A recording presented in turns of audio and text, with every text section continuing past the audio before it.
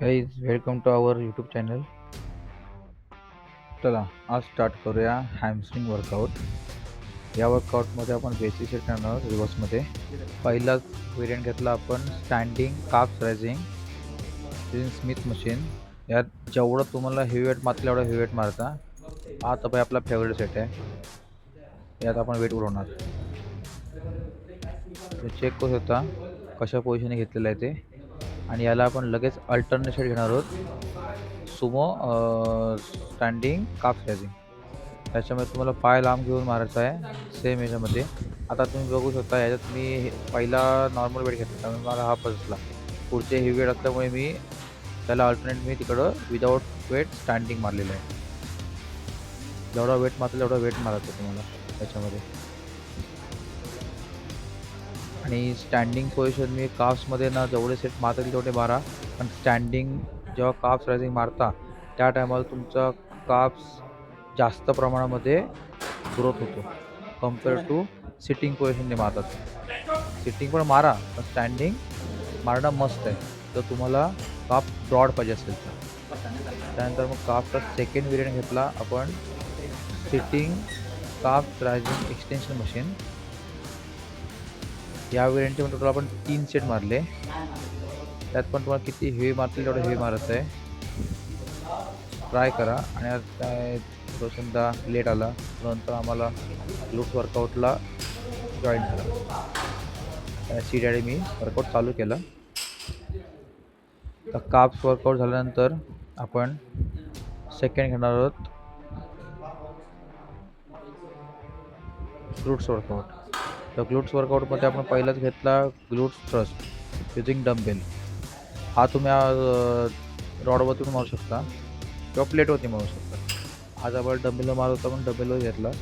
यात पण जेवढं हेवी घेतलं तेवढं हेवी घ्या. पण रेपिटेशन लक्षात ठेवा तुमचं 15च्या खाली नाही आले पाहिजे. रेपिटेशन 15 तरी गेले पाहिजे ऑलरेडी ॲटलिस्ट.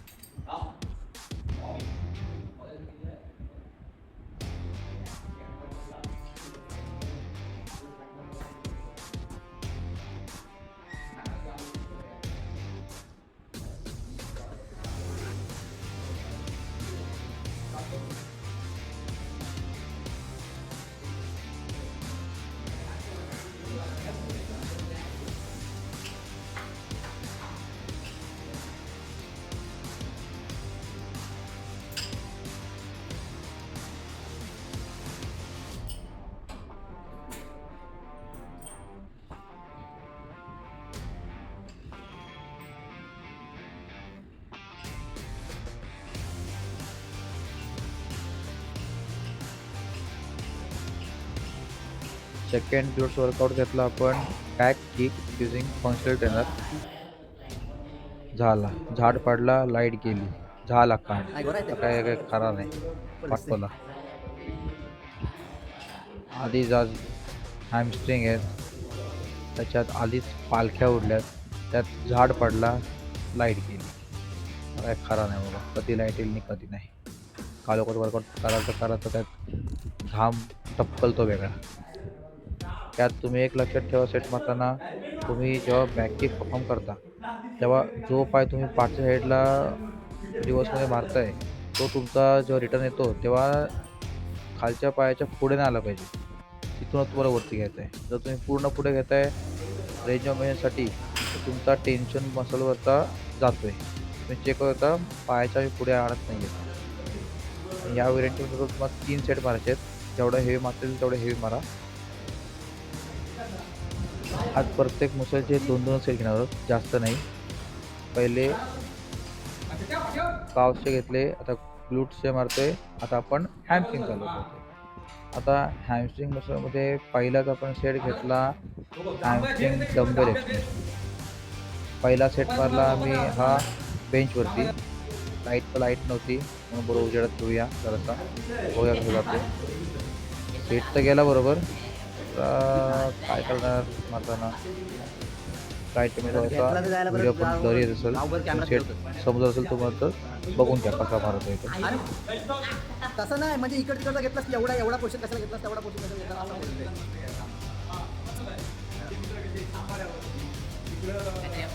व्हाईट पिक्चर या बाटल्या घेऊन फिरणारी माणसं आता जास्त झालं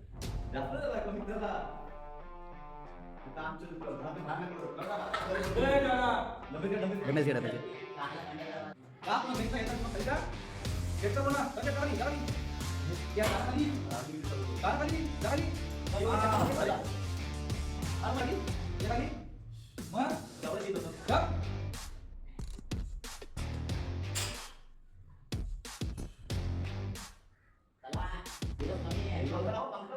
चालू आहे रोप मारायचा विरोध लागेल